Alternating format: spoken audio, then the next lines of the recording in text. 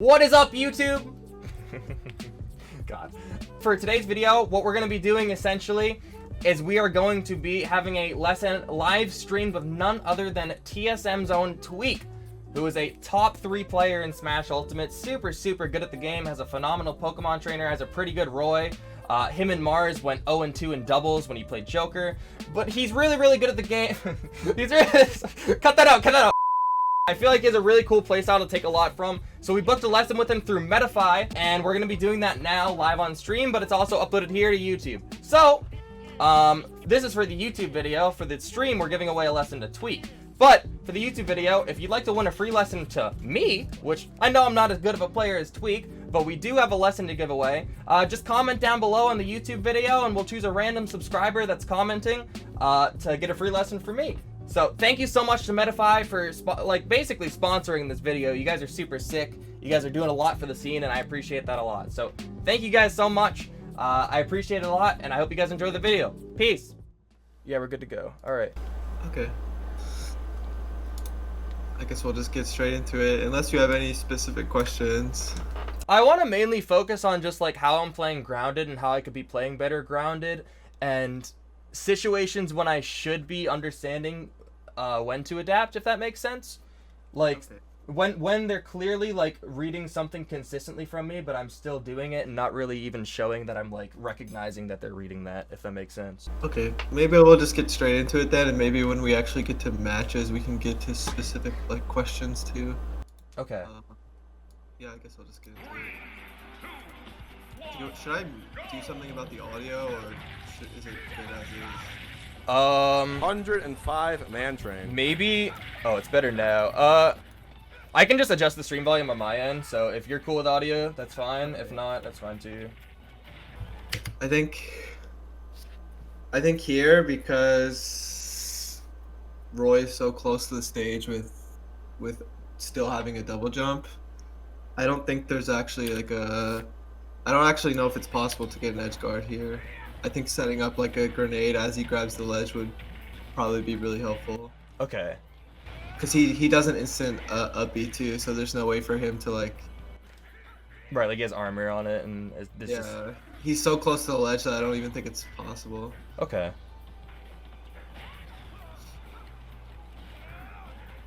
Right there too. Just to give them something to like work with. Mm-hmm. Ooh, amazing chair! Chef, thank you once again! I'm muting this. Yeah, that's valid, dude. I think it took me a hot stock to realize. I think setting up the grenade is definitely helping, but I also think sometimes, or like from the couple things I've seen, the ledge trapping seems to more so be like the mindset of covering as much space as possible, rather than using the grenade to like restrict options and then making it easier for you to react. Oh, that makes sense. Basically what the grenade does is, since it's like, you know, something they have to deal with, especially since like at the right timing, it also hits them off the ledge. You know, it gives you an easier timing for when they pick the option. Yeah. So it makes it easier to react. But I think in the couple situations I saw, you did like a few options that were quite preemptive, which makes it harder to take note of, like, get information out of the options they choose. Like, I would rather you do nothing in that scenario basically than go for the really preemptive F smash, for example. Because you know, if you're playing more reactionary, it gives you an opportunity to like really take note of what your opponent likes to do off the ledge. And the grenade is super helpful at, like, you know, really forcing them to do something. Yeah, that makes sense. Because the hardest part about ledge trapping, you know, isn't the options your opponent chooses, it's like the timings. And having tools to like really minimize the timings they even can work with really helps. Yeah, that's generally what I've tried to do with it. I mean, Yeah. you're 100% right in the regard of like I use it. It is Wi-Fi. Yeah. So the hardest part. Yeah, I deadass like for restricting timings with grenade, I usually just lob grenade and then just down smash and attack at up distance, and then it just covers everything but jump. So I've just kind of I have kind of used it in the way you're talking about, where it's like it kind of makes the timing obvious because everyone wants to get up like either after the grenade explodes or the grenade explodes and it hits them off ledge anyways. So it's just a win-win, right? But I've never really thought about it in the way of just like doing nothing and still playing reactionary, like on stage. I definitely agree with you now that I'm looking at it a bit more. It's just so important because you're really testing your opponent's like muscle memory and habits and like the like what options they choose when they're uncomfortable, because there's not many options that just like make you get off the ledge like that. So it's so crucial because it really tells your opponent like how they like to play when they're uncomfortable. Yeah, I think that makes sense. That's just something like that's like somehow like kind of like with Diddy. That's like a way I view ledge trapping as well. Like everything is just really crucial information, and the more preemptive your like ledge trapping options that you choose, the harder it is to actually like take note, because you're giving your opponent to actually play reactionary themselves rather than vice versa. Right, that makes sense. Okay.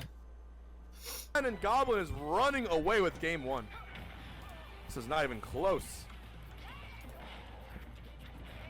Up B. That was already a lot better like Chippy is probably because gonna like end up you switching kind of characters. baited a commitment and then dashed back. Mm-hmm.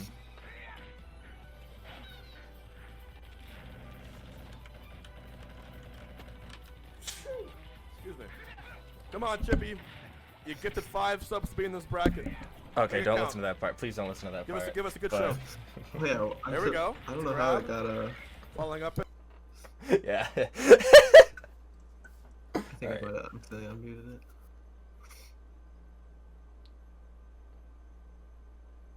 Oh wow. Let me rewind that.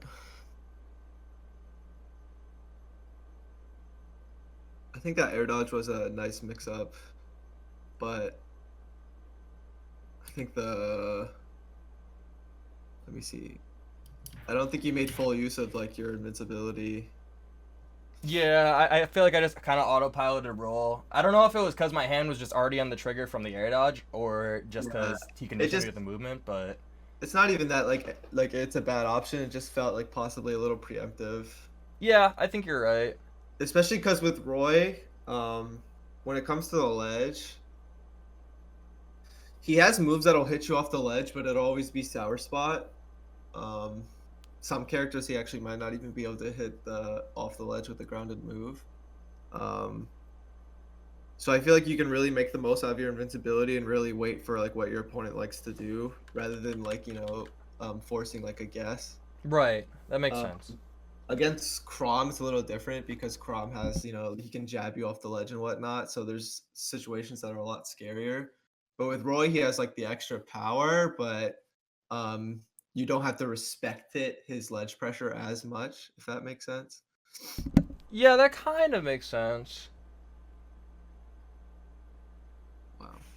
Goblin really likes to do preemptive uppies. Yeah, dude. He's crazy with those uppies. Yeah, every time I tried to like mix up my landing timing to just like catch him like whiffing like a jab or something, he would just up B, and I was just like, well, it has armor, so there's just nothing I can do about it. He doesn't even care if you hit his shield or not sometimes.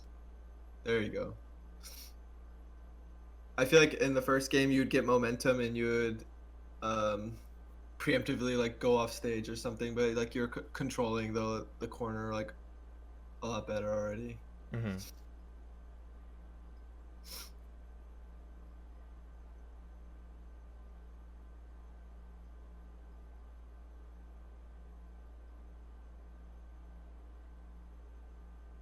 Nice. That up air reset was really smart as well. Thank you. It's like weaker damage for the moment, but the potential after the up air is greater than if you did like a different aerial. Yeah, I was just trying to keep him in disadvantage. Here's something a lot of players do is in that situation a lot of players neutral tech here. So I can't tell exactly what DI you're doing, but it definitely isn't like up in any way. So that's already a hint to Goblin that you're going to tech if you're preemptively DIing down. And something a lot of players do, which makes I understand why players do it, is like neutral teching, especially on platforms. Even myself and like top players like neutral tech almost every time on platforms. Right. Something I recommend is definitely experimenting with if you're I can't even tell. Like you might have already been out of hit stun before you hit the tech here. If you don't have to tech, I definitely recommend not doing it. Just like landing flat and then choosing a tech Yeah. option after to mix the timing up, or That, or air dodging, or double jumping, or attacking. I feel like with the popularity of neutral tech, because you know the brief invincibility, potential reversal to like mess up their advantage state. But honestly, it's probably the quote unquote easiest option to cover on the platforms and on stage, because it gives like a lot of characters like time to like do like a falling aerial or basically like their biggest damaging combo for that moment. okay. So I really recommend. It kind of goes with the mindset that I usually have when I play of like, you know, what option can I choose that makes my opponent work the hardest here. Like a tech in there would make Goblin have to work really hard and maybe like minimize it. Could have also minimized some of the damage. And that's if you have to tech in the first place. I don't even think you had the tech here, especially if you DI'd the second hit of neutral or like up and away or something. You know, to really make Goblin have to commit to his advantage state. But if you neutral tech, it kind of like opens up Goblin's book for like any sort of follow up, That kind of makes sense. which is really risky considering you might not have even had to tech here in the first place. Yeah, that makes sense. In situations where I do have to tech, I try to generally just avoid tech roll in because I feel like it's just like the least risk option for them to punish, if that makes sense. Like they can just do dash back any option, and if it hits, then it hits. Then if not, they're still safe and usually have stage control for those kind of situations. It's hard in the moment. You have a brief moment to see like, you know, if they're already committing to dashing to cover roll away or neutral tech. So you kind of have to go from there. It's not even that like the option you chose here is bad. It's just it's so common for players, even if they're out of hit stun already, to tech anyways, just for the brief invincibility. But it kind of basically what I'm getting at is the timing it gives your opponent to like set something up is like so scary. Right. It's basically like if they're trying to read it, it's basically the same as missing the tech at that point. Yeah, like you're giving them the perfect timing to do like a following aerial or something, which I feel like most characters couldn't do on any other option. All right, that makes sense. Yeah, I see you looking for this short hop up air a lot when you're in neutral. Is this like matchup specific or? I'll be honest, I just really struggle catching jumps with Inkling. And it's the main thing that's made me want to like switch off of the character and stuff like that is I feel really uncomfortable trying to anti-air people, and that's kind of the one way I've went around it. Rising back airs work too, but it's just tough. I don't know. I don't really. Up air is like a nice shortcut to like get something started at 0, because Inkling actually like doesn't get much started until Inkling gets a straight hit first. Right. I don't know. I think with Roy's like out of shield and obviously being a sword character, that short hop up air is definitely risky, but it did work at the end of this game. Especially because you can kind of play the spacing game better than Roy in this matchup in a weird way. Yeah, a little bit. Her dash. So I'd rather take the stray hits. Yeah, exactly. Goblin can smell blood at 30%. Dude, I was terrified. The second he jared me, I was like, dude, if I choke, it's fucking over. And then I went for that shit. Wow. And then I went for that shit, and I was like, I'm not. He doesn't even see like the percents right now. All he knows is that he's trying to kill you. Almost. You might have got that offline. That back throw. Oh yeah. Nice. The risk reward you're using here in these last moments are really nice. Like you're doing options that'll get the job done, but you're not putting yourself at huge risk. Nice. That back air was like a nice bait into the roller too. I think the main thing here for you is usually revolved around the ledge, whether it's you getting off of it or you pressuring. I think a lot of the general options are actually quite preemptive. Like getting off the ledge, I noticed like you got off like pretty immediately. I think really taking the time to, you know, use your ledge invincibility and like trying to like, you know, obviously if Goblin goes for an overcommitment, that's like a free, you know, get out of jail free card. Right. So, but I think if you get off immediately every time, it's really hard to even take note of like what your opponent's even doing to ledge trap. Could you repeat that last sentence? I'm sorry. I was turning it off of the HBox. Oh, no watching problem. Honestly, I was Hell's kind of Kitchen. rambling. I guess the most important thing is, for me, this is my ledge motto is always I'd rather do the same option every time, but at different timings than do, different options at the same timing. It's always about timings. And Oh yeah. if you're immediately getting off the ledge, it's just perfect muscle memory for your opponent just to play reactionary. And it gets a lot easier to cover all the vague ledge options if it's at the same timing. So I think that's something I'd definitely like to see just based on this VOD. It's mostly just stuff revolving around the corner and the ledge. That kind of makes sense. I feel like I kind of struggle at ledge to just like when I'm not going for like the down smash bullshit to catch a roll and stuff like that. I don't know. It's just like I set up this spot bomb at the ledge. I have backers. I have jabs to cover neutral, jump, get up, all that bullshit. But whenever they get behind me, I just still end up committing to that. I don't know if it's just me not paying reactionary or. I think the hardest thing is whenever Inkling is ledge trapping, when it comes to covering some of the ground like rolls and stuff, like Inkling's like rising aerials probably won't cover it in a lot of matchups. You'll just like kind of whiff it, especially if you do it early as they're starting their roll up and they're still like low to the ground. I guess experimenting more with like down tilt, because down tilt could be a nice preemptive option actually. Even though considering what I said, I was saying don't do preemptive things, but grenade plus down tilt is really nice considering if they do go airborne like during or after the down tilt, it's like a perfect like timing cue for you to actually cover it. Right, and it gives me time to follow up as well, just because of the multi hit. And if they do a grounded option, down tilt's like active enough to like potentially cover it, and you can also go into something else because of the FAF of the move. I would say F tilt, but I feel like that's only if you really want to push them back off stage. That move usually isn't the greatest. You said F tilt or up tilt?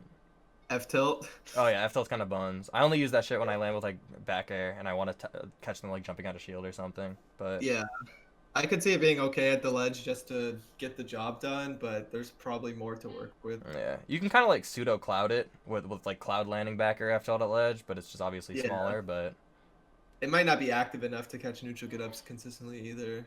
Yeah, it's really not. Seems like a lot of your air to airs were also like you started with the dash up rather than air to airing from like some sort of specific range. So that kind of gives Cloud a chance to like do a lot of out of shield aerials rather than like whether they're like true punishes or not. It just like forces a lot more guessing. That makes sense. Yeah. Here like the guess was in your favor after the jab, but I think with Inkling sometimes the goal might be to like slow the pace down so you don't have to deal with like Roy like doing stuff like that. So you're saying just put myself into less situations where I'm trying to make the guess and just try to more so to oppress. And yeah. Okay. Risky, but you came out on top there going for the edge guard and then you got the reversal. Yeah, I felt like I had to go for some dumb shit. Neutral get up back throw always prevails. It really does sometimes, dude. Sometimes you whip in a spot dodge. He went for falling up air up B. Yeah, he was just controlling the platform here. The few last interactions with Roy, it's like, he's really hoping, like he's like throwing out a lot of preemptive hitboxes. And it's mostly because like it seems like you've been trying to match that pace.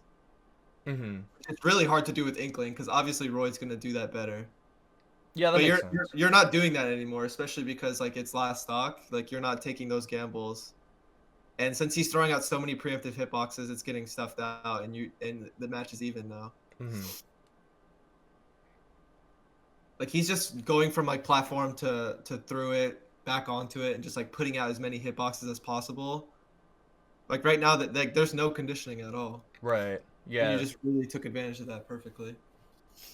Yeah, it just kind of felt like he was throwing stuff out without a reason. Like the up tilt at the end even that I fucking rollered. It's just like yeah, it was so far away. It just felt like he was trying to like catch me matching his pacing. So I just slowed things down. Exactly. Like you that was basically it's as if like I told you like then and then you just applied it in that match. But I think basically what Goblin did reminded me of what I was trying to tell you about, pressuring the ledge and getting off the ledge. Just extremely preemptive.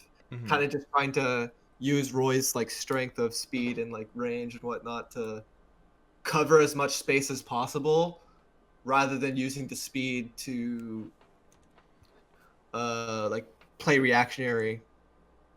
I guess it could be a nervous thing. It could be anything, but some players like I think really focus on just like covering as much as possible, and they're not giving themselves a chance to really, you know, look outside like that perspective and really like condition their opponent. Yeah, that makes sense. I feel like the main thing I do when I get nervous is I just try really hard to get momentum back, and that's kind of like not really holding Yeah. forward, but like the closest thing to it. Yeah, But- it makes sense. I think overall, I think there's a lot of things you did really well in that set. I think when you're playing at more of that mid range and really restricting, goblins out of shield because it's not going to reach you at that range, and you held advantage really well a few times. And I guess the number one thing is actually revolving around the ledge. I don't know if that was actually a specific goal you had in mind, but it just ended up being what I was talking about. Yeah, I just felt like I was getting a lot more off stage than he was, and he was getting a lot more from just like catching me like holding for like not accepting that I was in disadvantage off stage and like not going to ledge the first game or two. So I felt like if I still played the ledge, but I just played differently off stage, that he wouldn't realize it, and that like I'd be able to take more advantage. I wonder if throwing the grenade off stage while you went for the edge guard could help. It does. I just wasn't doing it that set, and I'm not sure if it was because I was just playing a lot more grounded. But usually when I'm playing a lot more in the air, I'll just go up for my next jump to go for bear, and if I notice my first one hit them off stage, I'll just charge a little splat bomb and run off, Yeah. and I'll cover low with back air because that splat bomb usually covers high. Because I feel like the splat bomb will cover like Roy's like immediate up B, but also the stall. It could, yeah. Like, I guess that's with like perfect timing. But the hard thing about Roy is Roy's a weird one, and when it comes to edge guarding, I feel like when he has his jump, it's actually deceptively difficult. I can't even really pinpoint why.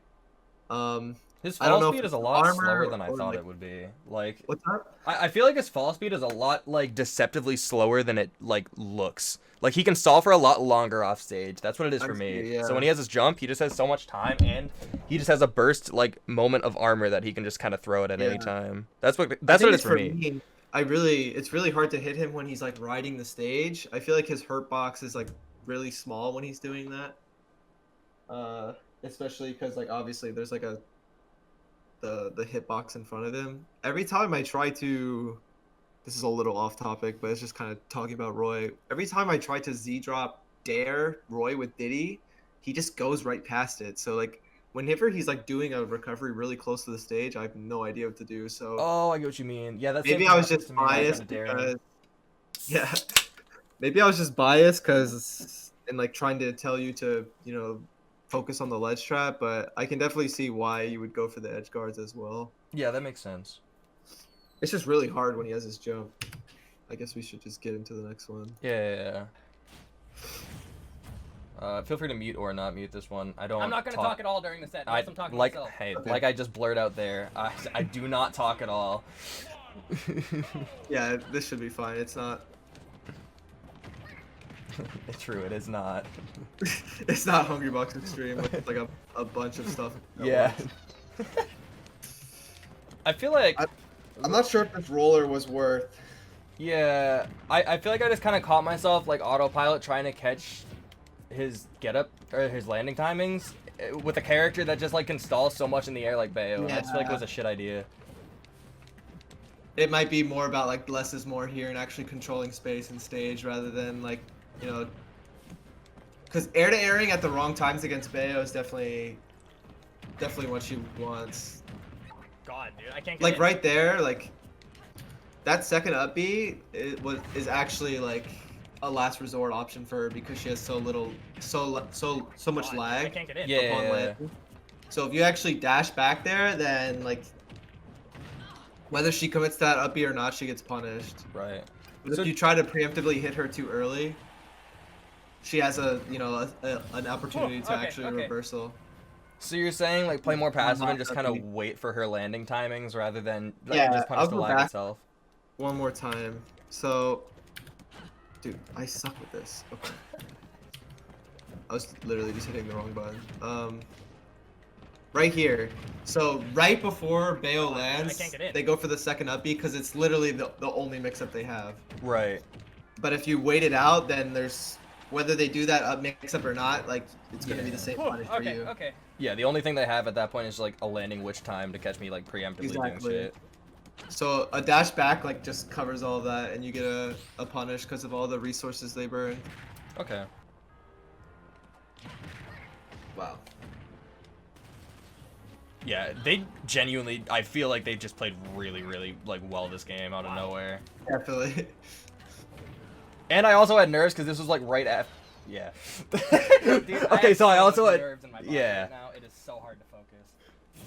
Was this after the? It was Goblin right set? after, No, dude. it's It fine. was Okay. right fucking after. I was like, can you give me like 3 minutes? Yeah.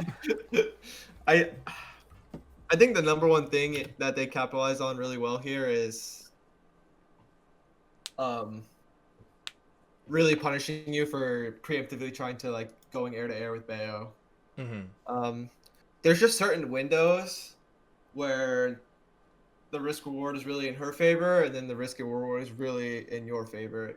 And it all comes down to really knowing how many resources she's burned, and when you can actually press a button, apply pressure. But until those moments, it's really important to just like less is more. Like I said, like it's all about just your presence and controlling the stage. Mm-hmm. Especially like for example, like she was on that platform at the end.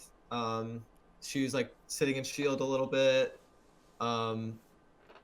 Bale like kind of jumps up, you jump up with her, she stuffs it out with a neutral air. Like in that situation, there's just so much on the table because every resource is there that it's more worth it just to wait than to air her. Obviously in this game, like you have to take a lot of risks because like there was a big deficit, but it's just an example of like what I would do. Okay.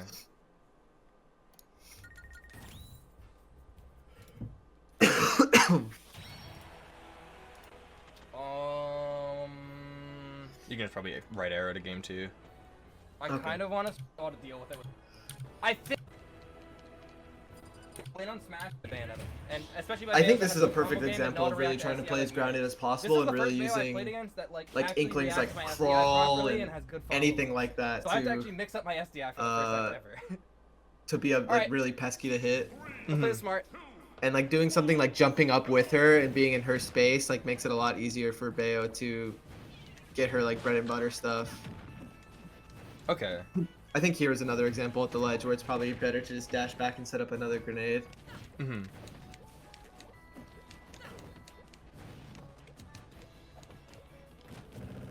Like this is already like that few interactions was much better. Just like staying grounded, short hopping a little bit, but not actually jumping right in her face.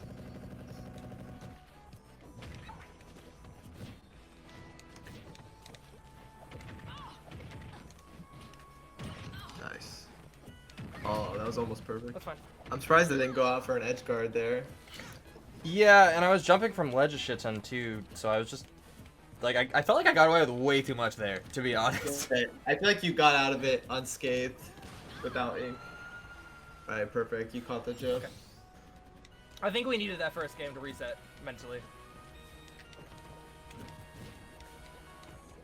There we go. This is basically what I'm talking about. Like playing very grounded and hard to hit.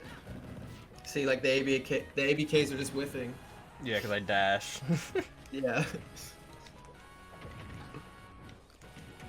I think a big reason why you're probably playing this way is just to, get the extra credit. But honestly, playing like this the whole game is just as valuable.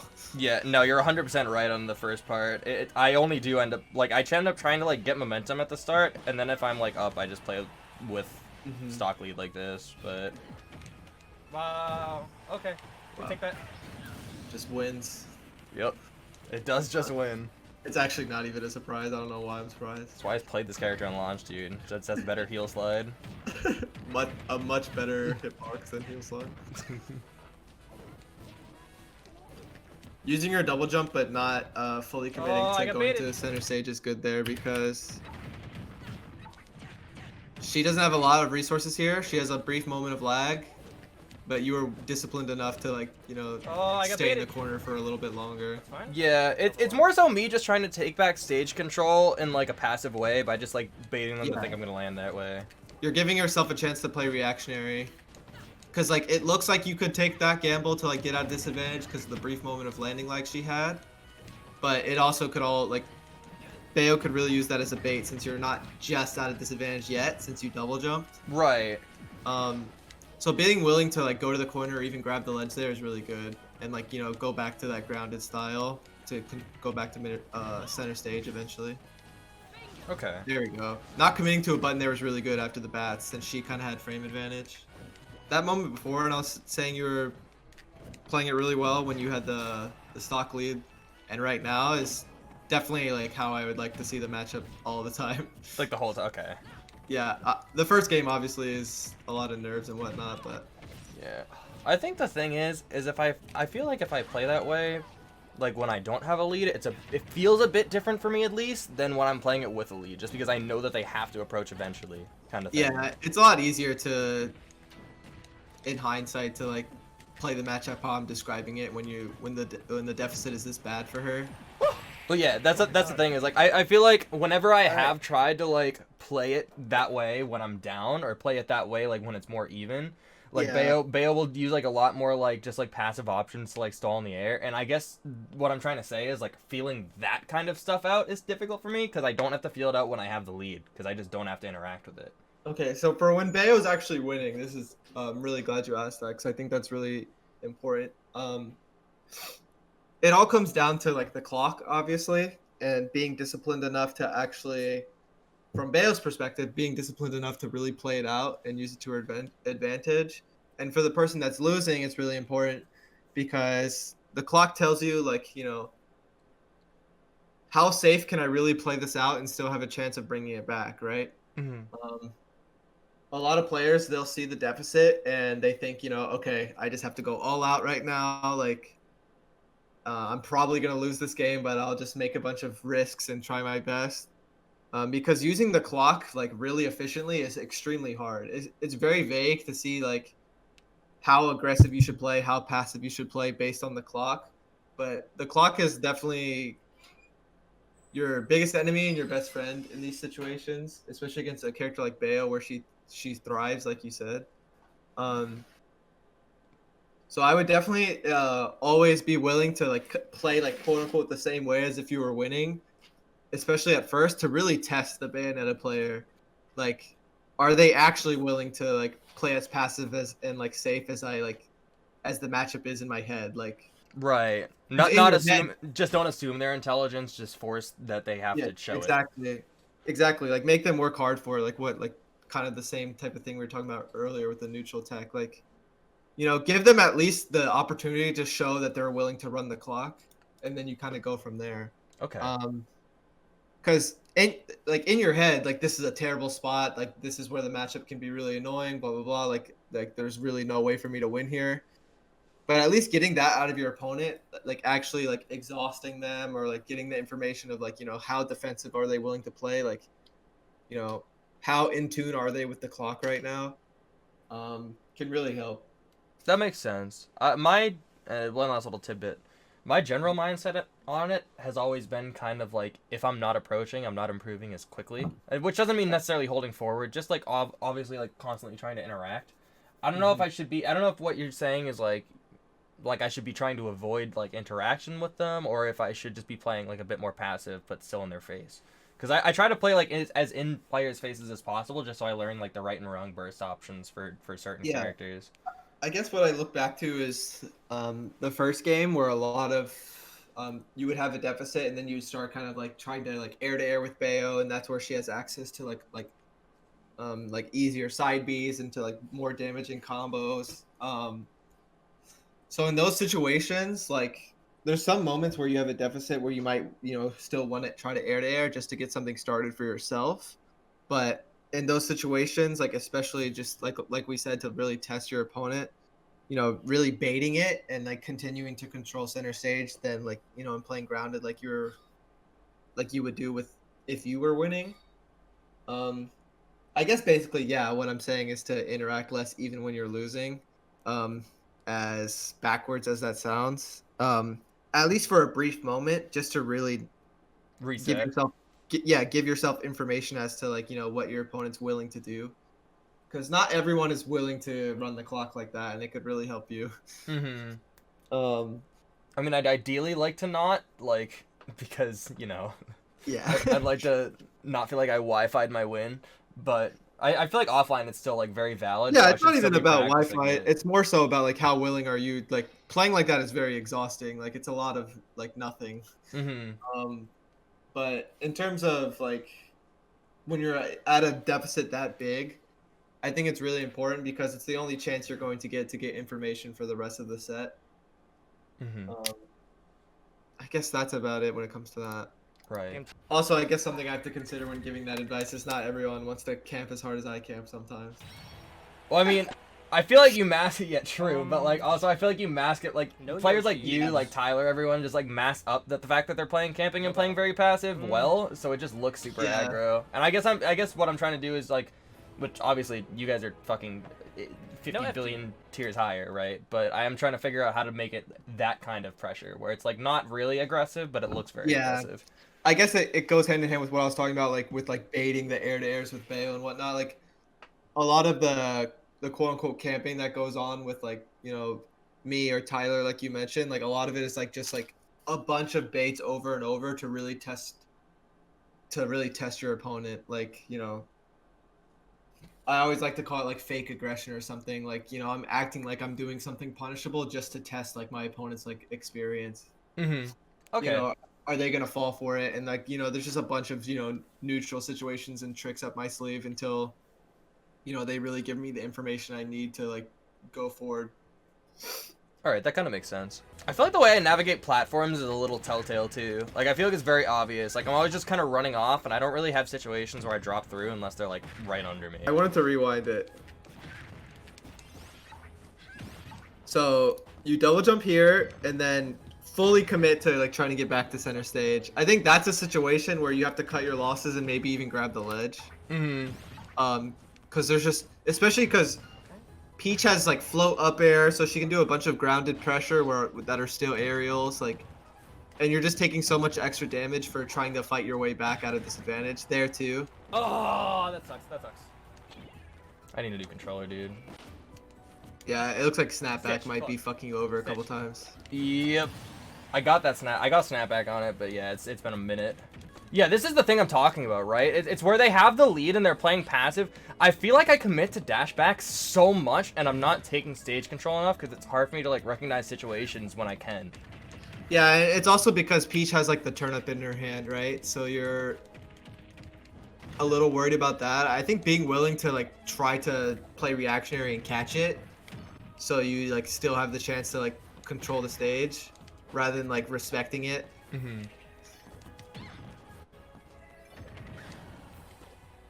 There's another double jump onto stage, but it actually really worked out. So I think this back air shield pressure was like really successful, but I don't know about the dash forward right after.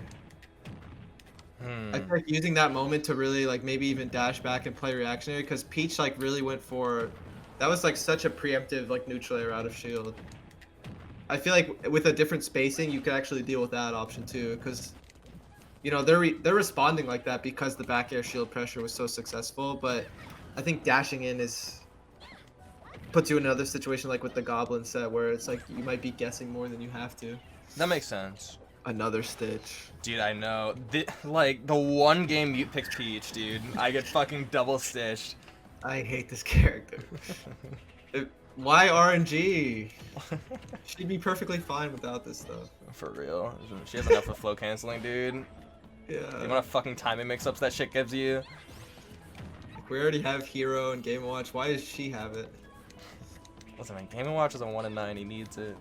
He doesn't have up the other shield. Thing is, Game & Watch is garbage compared to Peach's. She has like a million different turnips. True.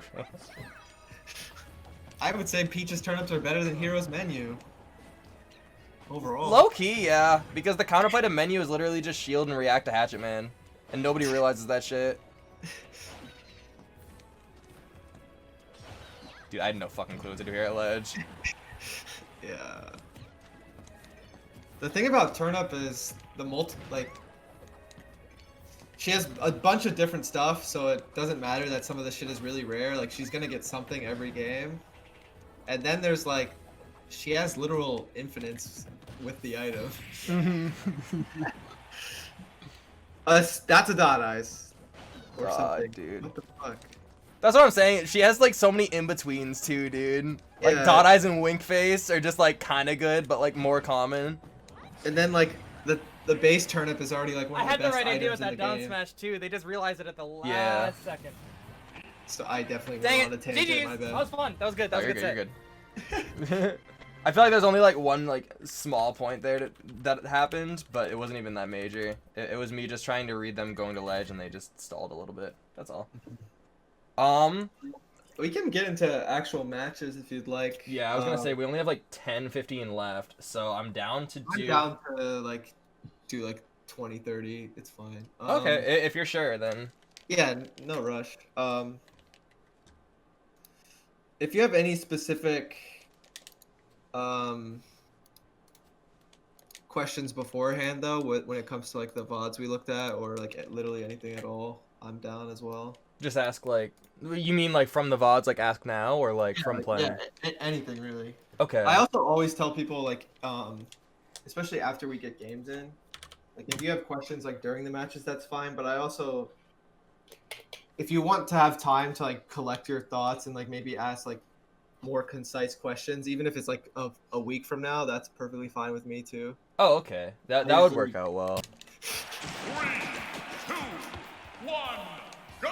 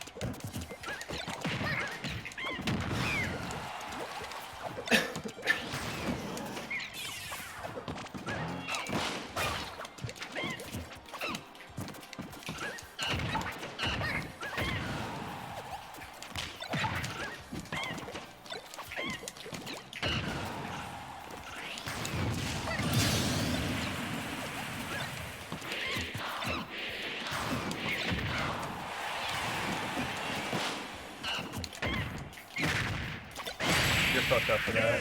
I'm just the lesson. No. Delete the body, can't prove shit. I actually don't think the second one would work. I feel like you were playing a shit ton around trying to catch me catching banana. I don't know if I'm right or wrong about that, It's like, but like all a bait. that makes sense.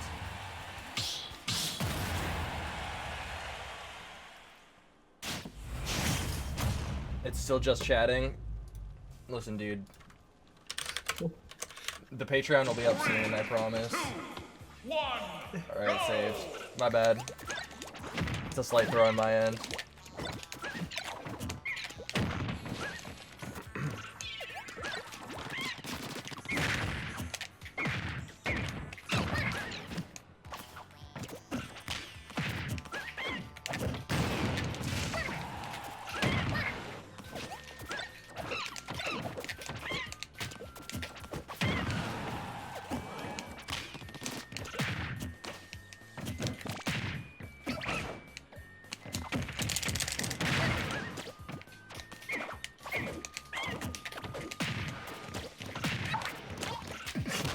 Fuck up.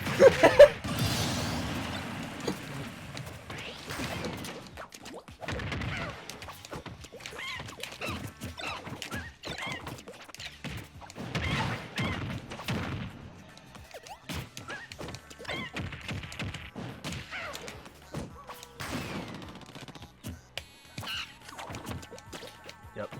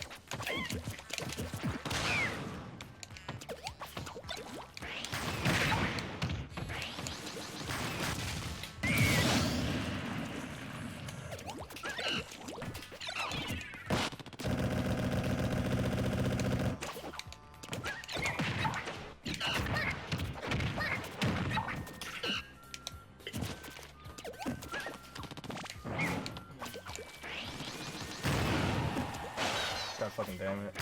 Alright. Diddy Kong wins. Like I feel like I just can't get like a meaningful hit, if that makes sense. I feel like the space you're controlling in the air is really difficult for me to like do a lot about.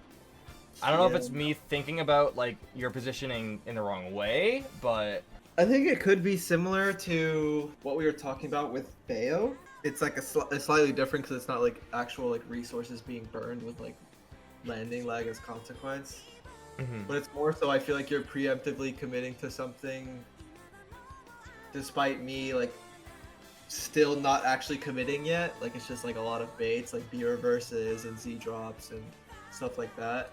I feel like it's another situation where it's another one of those situations where less is more and it's really all about stage control rather than punishing something. Because I think a lot of like throughout these first two matches, I think there's just situations where you might be showing your hand like a little too early. that makes sense. And I'm kind of just like playing around it. Okay. I know that's very vague, but It is, but it makes a little bit of sense. yeah. 3, 2, 1, go!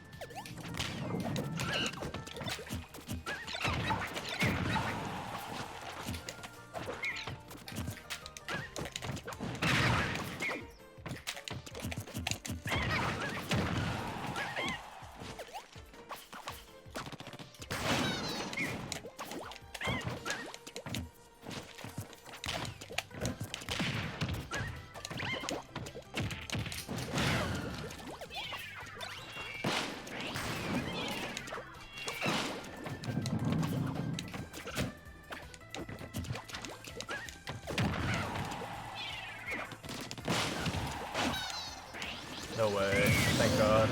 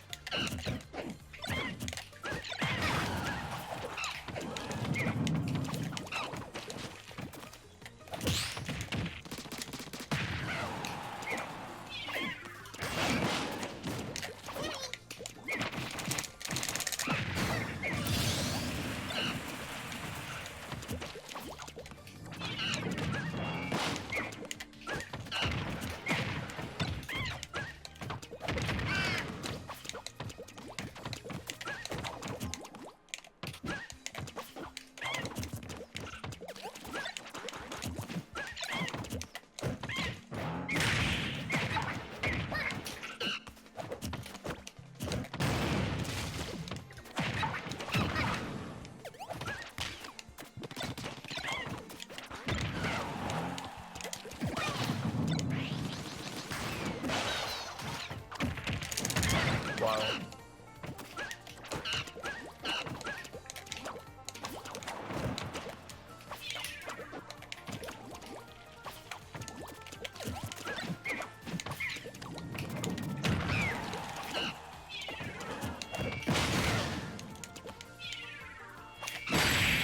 Did you get hit by the splat bomb on purpose there? Holy shit. That's a shield break setup. I was like, how the fuck did he get hit by the splat bomb? I didn't even know my shield was at risk. Ah, well, it was. Damn. 3, 2, 1, go!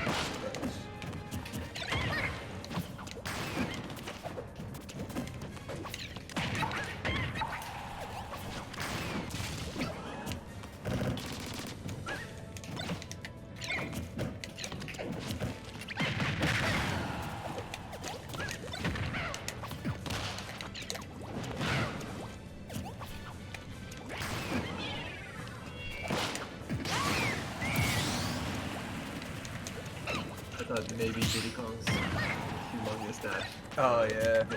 would actually hit. I did not think it'd be that big, to be fair. I was just... It's super dumb. It's like as big as like clouds or something probably.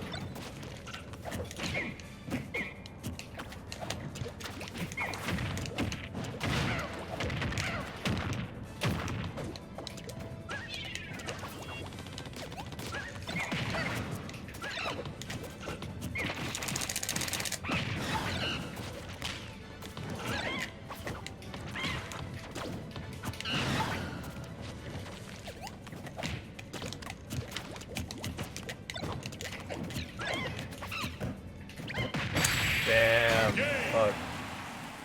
Yeah, I was hoping you'd preemptively like get out of shield. Yeah. Can I, in that kind of situation, I can just like roll away still, right? Like the up smash won't catch like a roll away, or. I actually don't know. Okay. I'm sure you could have time to. I guess it would actually be nice if you could roll away, because then you could have like a roll or punish or something. Yeah, that's what I was kind of aiming for, yeah. Go!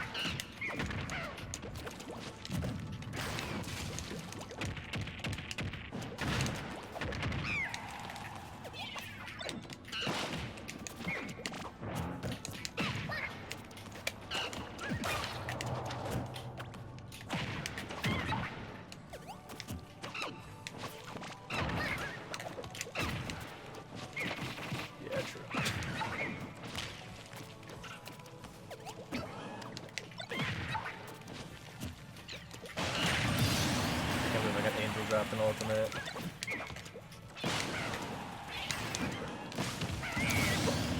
Yo. I got hit by like 2 splat bombs. I just couldn't see my character for like. I'm just fucking exploding. Dude, it's the biggest smoke screen in the fucking world, dude. It's why I do splat bomb roller every single time, because they don't see shit. It's like the piranha plant shit. It's like It's they can't see. yeah, it's cornball as fuck, but it works.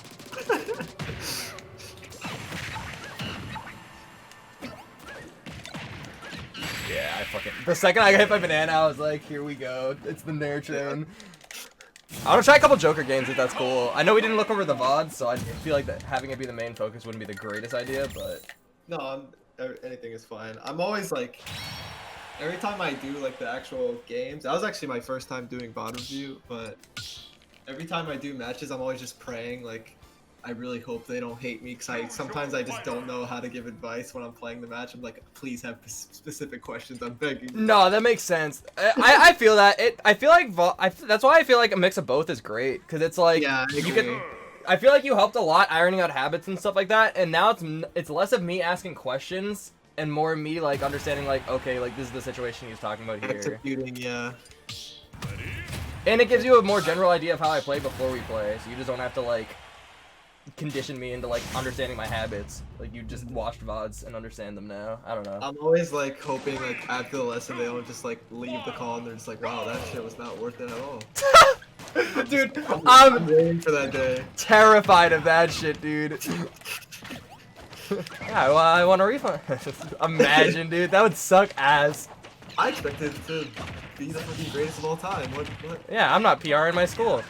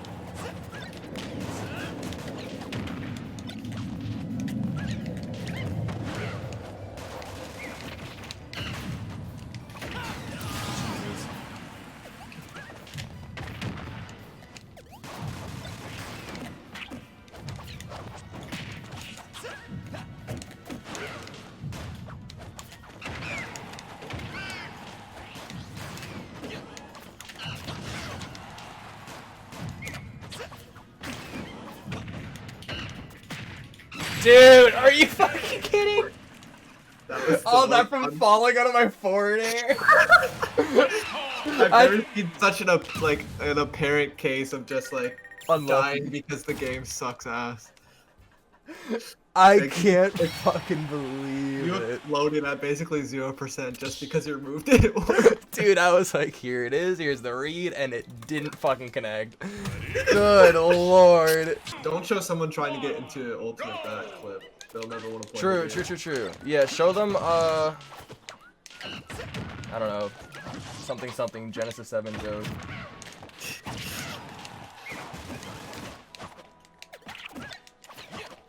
Oh, speaking of him and the subathon, my 2K goal is to play Fortnite with him, so that's gonna be fucking interesting. I played that game one time and just like never again. It's not worth. It's simply not. Anyways.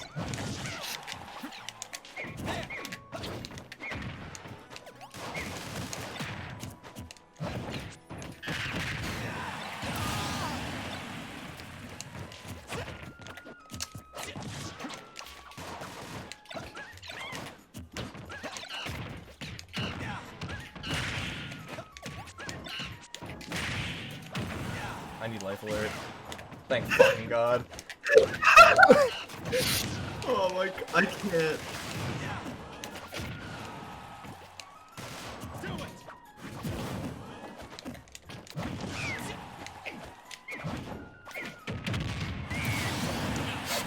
Get the fuck off the screen. There's a Dude, I go off stage and I have a heart attack. There's no fucking in between here.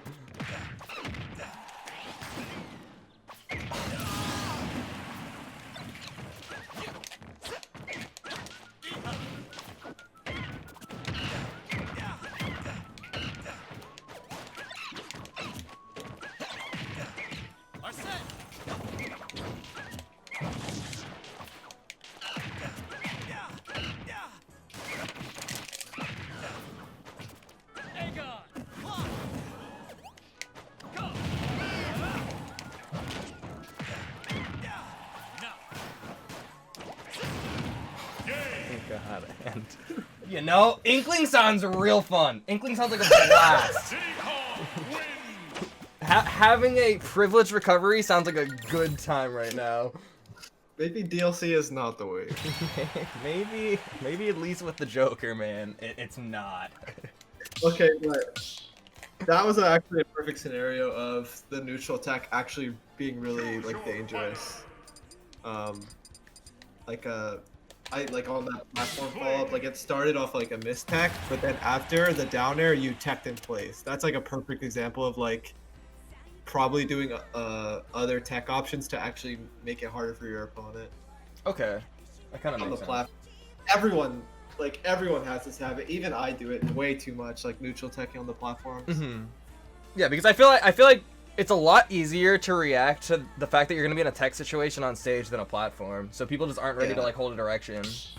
Yeah, exactly. They're kind of just like, it's not even like they're just hoping to get the tech off rather than thinking about deeper than that. Yeah, that makes sense.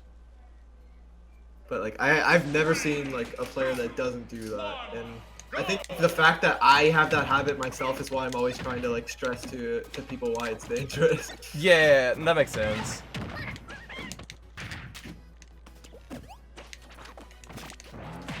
No.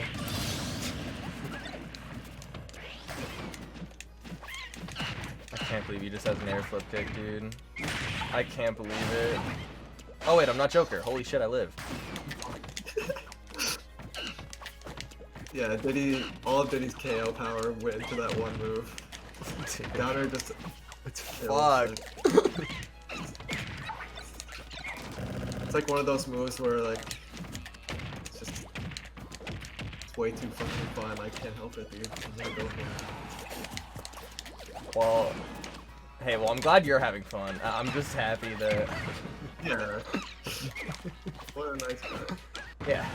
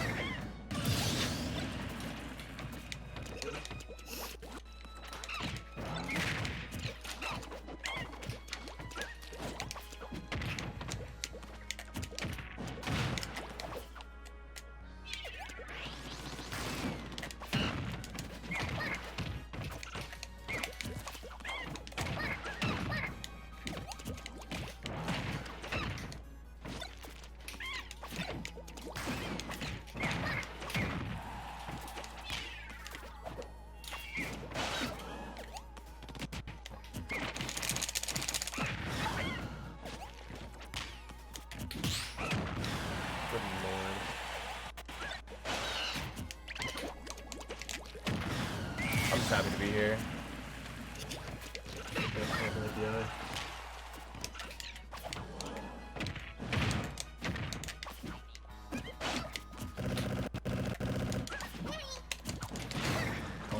God damn it. I feel like a lot of it is like you're pressing a lot that I feel like I can't. It's what we talked about literally 20 minutes ago with you and Tyler's playstyle. You're pressing a lot that I feel like I can punish, but then I just can't. And I don't know how to feel out situations where I can versus I can't, I guess. That's the hardest thing about frame data is you can look at all the frame data for everything and memorize it, but it's all slightly changed in every situation. So,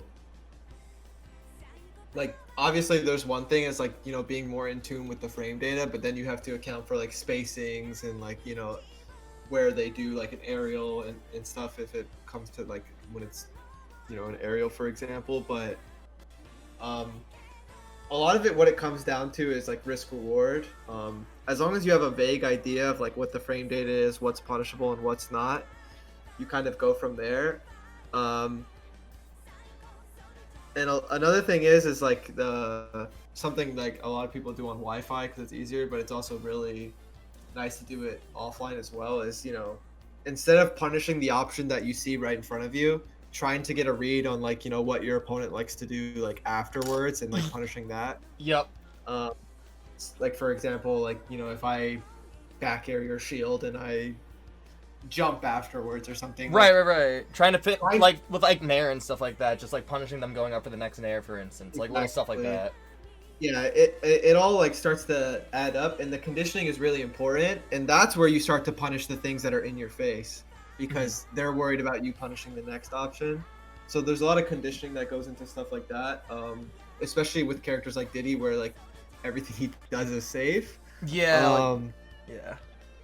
So a lot of what it comes down to is being willing to like see a lot of those interactions as information. You know, like, you know, what do they do in these close quarter situations when they have to gas? You know, what do they like to do off the ledge? Oh, they neutral got up. What do they like to do after they neutral get up? Like, it's kind of like just taking small notes of everything as the match goes on and really like trying to punish the, you know, get a read on what they do after their commitments, even if their commitments themselves aren't too punishable. So let's say like go back to the like situation where I back air shield, I jump, you stuff it out of the neutral air, it happens again. These are very like, you know, specific scenarios. Obviously like everything happens differently, but it's like a general idea. Like say the next situation I back air shield and I shield because I'm like, okay, like I'm gonna try to punish him trying to stuff me out this time. And then you just shield grab the back air, like you weren't even worried about that. Situations like that really start to add up. And it all comes down to really taking note of like what your opponent does. Because everyone has muscle memory, and in a lot of those close quarters, like guessy scenarios, like a lot of players choose what they're most comfortable with, and it's really important to take note of that. Yep. Okay. Yeah, that's fair. Do you want to play until 3:30 and then call it? Yeah, sure. We can get a couple more games in. Okay. My next lesson is at 6, so I'm not in a rush. Oh shit. Yeah, I was doing 3 a day, but that was like too much with streaming, so I've been doing 2 a day. Yeah, I was gonna say that would be a tough thing to do. Like balancing it with streaming sounds rough, dude. Yeah. Well, because at first, when I first started, I was kind of just accepting everything that came my way, and I was like, oh, I just realized I have 3 lessons on this today now, because I was just accepting everything. Oh, I mean, a bag's a bag, but it's definitely taxing, dude. It wasn't because of that, I was kind of forgetting that, like, I have a schedule. I was just like, oh, okay, like, I'll do a lesson, sure. Oh. I mean, you can always do them during, I feel like it'd be good advertisement, like, to do them during your stream if they're okay with it. Low-key. I could, but... Also, giving away info for free is always not a good practice for that, so I understand. It's more so, like, I just want to dedicate my energy to, like, actually helping them, but some of them record it for themselves. That's fair, and, like, yeah. what you're doing, like, you're streaming it and stuff, too. Like, I'm always fine with that, but... I'm like a tryhard, so all of my streams are like serious practice. Oh, no, that's fair. That's valid.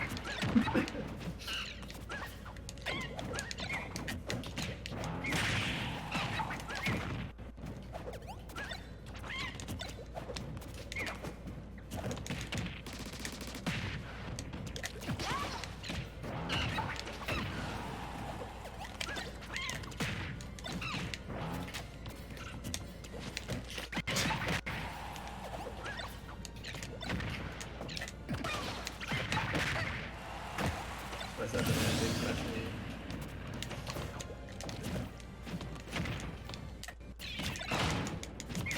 My slap bomb? Hello? God. No! Oh, let's go, Lilat! Thank you I knew that was gonna for happen. the generous donation. I just wanted to be a cool barrel combo guy. No, you're good. Oh, I thought you kicked. I was like, you're dead as fuck.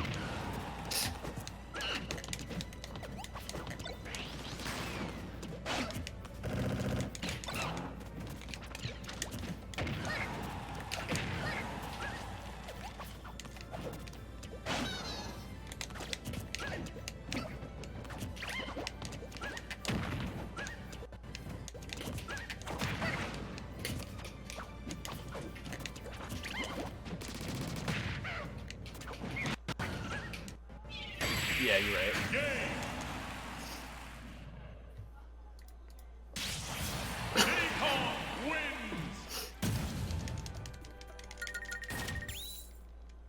I'm curious to know what Inklings out there one is on Shield. It's like -5 or 7. True combos into up smash, jab, and grab. Yeah, I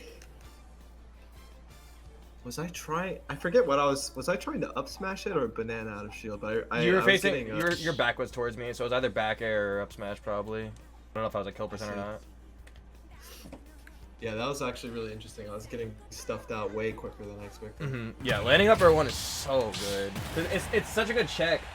If they're an up throw up Yeah. air, then you catch them on shield, then you have them at up throw up air percent. And if they drop shield, Yeah. then you have up smash. So it's like, It goes well with the rest of their kit.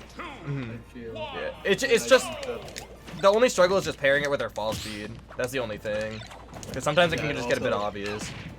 Hitbox is like microscopic as well. True. But it does go really well with the rising aerials, like having a mix up with the landing up air. Mhm.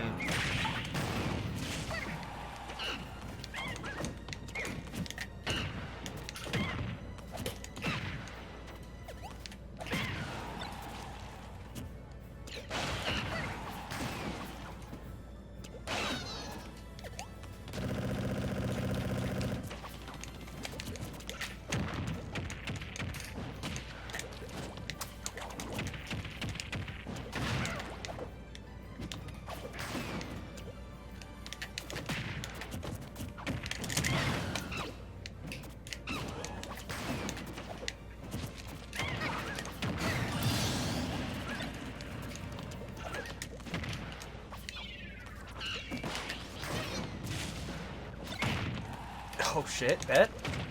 Okay, I don't want to talk about it. I hate getting hit by rollers if I don't mash. Oh, you're a protester as well? God damn it.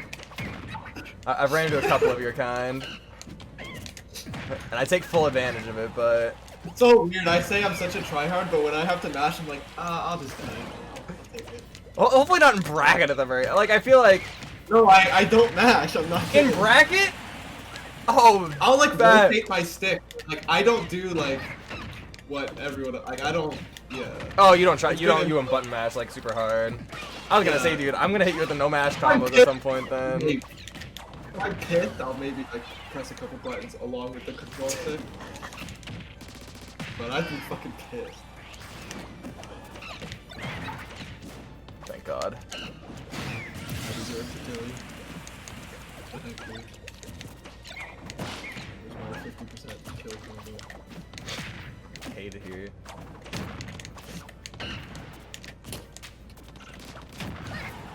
But yeah, now you have secret info to. Yeah, when I see you pressing buttons, I know you're pissed the fuck off. Oh yeah, that and just knowing that I don't mash. Oh, well, true. Yeah, I'll hit you with the splat bomb and a charge smash attack bullshit that I labbed out. that have worked on 2 people tops. Yeah, if I get grabbed by a nest and I'm at like, you know, 90% and they have to pummel a few times, I'm just like, I'll give it to you. Oh, that's valid, dude. Fuck that shit. I'll let them have the back throw. Thank you again so much for the lesson. It was super Yeah, of fun. It was course. very informative. I'll definitely hit you up when I like look more in depth into the VOD and Okay. all that stuff. Thank you so much. I appreciate your time a lot. Have a good one. Good Hey. luck with your stream. Peace out. Thank you, you too, bro. I said you too to good luck with your stream. I'm glad nobody noticed that in the call before I hung up, and that's what matters. Anyways, that was a lot of fun. It was really good advice from a player who is like an enigma in terms of playstyle, you know? Like, there's nobody that really plays like Tweek. There's nobody that like plays like Mars. There's nobody that plays like these really good players, right? So you see such like a inside look into like how they're thinking about the game and how they're like looking at certain situations and certain interactions and certain like ambiguity in the game. And it's really cool to like analyze that with them and see, you know, why they